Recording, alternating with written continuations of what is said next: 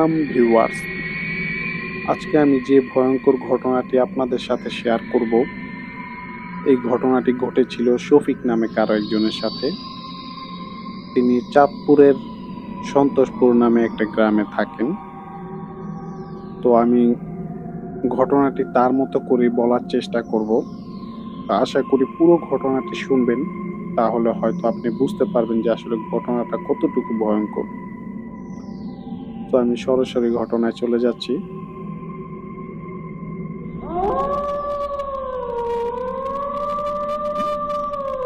আমি গ্রামেরই একজন ছেলে, গ্রামেই থাকতাম এবং সেখানেই একটা স্কুলে লেখাপড়া করতাম।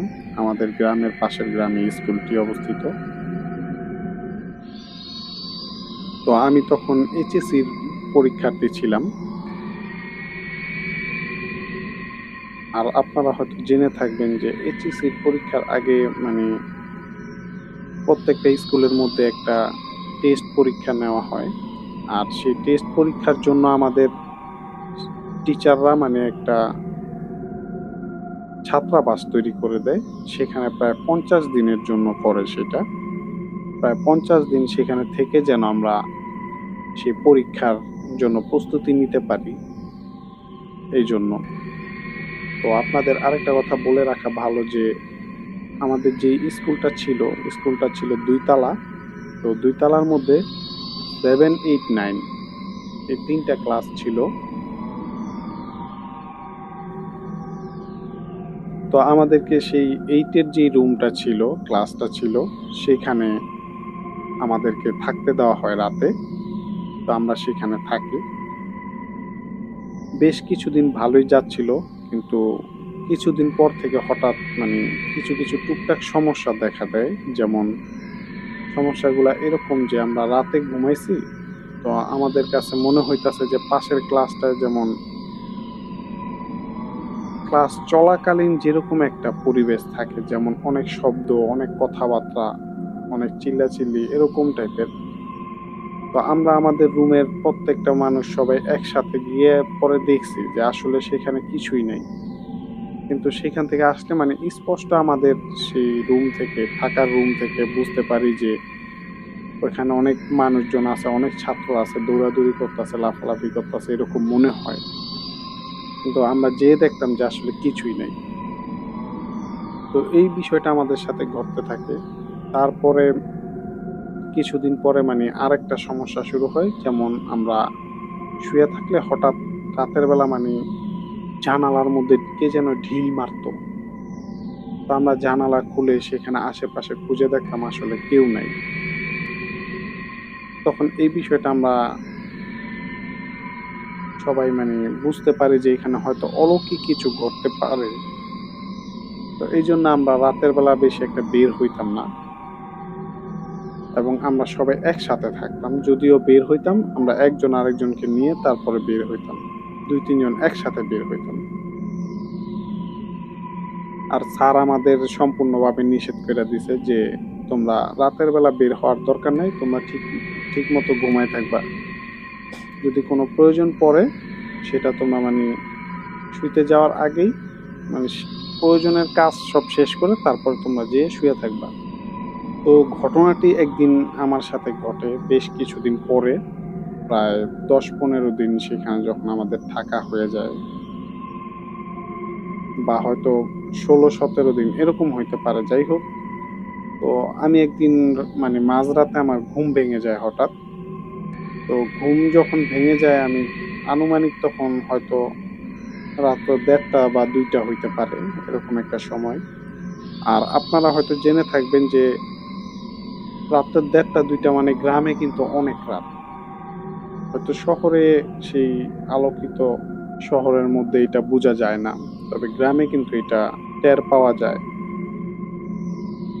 তখন আমি উঠে আমার যে বিছানার কাছে একটা বোতল ছিল, সেটা আমি নিয়ে দেখি যে সেখানে পানি নাই। তো আমি লাইট অন করি এবং আশেপাশে সবার যার যার বোতল ছিল, আমি বোতলগুলা চেক করা শুরু করি, কিন্তু আসলে কোথাও কোনো পানি ছিল না। তখন আমার পানির পিপাসা এতটাই লাগছিল যে আসলে আমার পানি খেতেই হবে। এজন্য তখন আমি একাই বের হই। আসলে আমার পাশে ২ জন শুয়েছিল, তাদেরকে আমি ডাকি নাই। যেহেতু অনেক রাত বা তাদের কষ্ট হবে এইজন্য আমি তাদের ডাকি নাই। তো আমি একাই বের হই পানি আনার জন্য। তো আরেকটা বিষয় আপনাদেরকে ক্লিয়ার করে দিতে চাই যে আমাদের যে স্কুলটা ছিল, স্কুলটা যে একটা মাঠের মতো, সেই মাঠের একটা কোণার মধ্যে একটা কল ছিল এবং সেই কলের পাশেই একটা তাল গাছ ছিল। তা আমি পানি আনার জন্য রুম থেকে যখন বের হই, দরজা খুলি, ঠিক তখনই আমার সামনে দিয়ে মানে কিছু একটা দৌড়ে চলে গেল। মানে আমার স্পষ্ট মনে হইল যে ওখানে কিছু একটা মানে আমাকেই উঁকি মেরে দেখতেছিল। জাস্ট আমি দরজাটা খোলার সাথে, সাথে সেটা মানে দৌড়ে চলে গেল এবং অন্ধকারে মিলিয়ে গেল। তো আমি এইটা বেশি একটা মানে পাত্তা দেই না, আমলে নেই না। তো আমার মানে উদ্দেশ্য ছিল পানি আনা।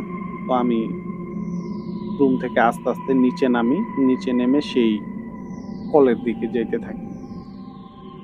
তো আরেকটা বিষয় আপনাদের বলতে চাই যে আপনারা হয়তো জেনে থাকবেন যে তাল গাছে কিন্তু অনেক শুকনা পাতা থাকে। যেগুলা বাতাস আসলে কিন্তু অনেক একটা ভয়ানক শব্দ হয়। যারা এই বিষয়টা দেখছেন নিজ চোখে বা শুনছেন, তারা হয়তো বুঝতে পারবেন যে ঝড় বৃষ্টির দিনে যদি কোনো তাল গাছের সামনে কেউ কখনো অবস্থান করে থাকেন, তারা হয়তো বিষয়টা জানেন।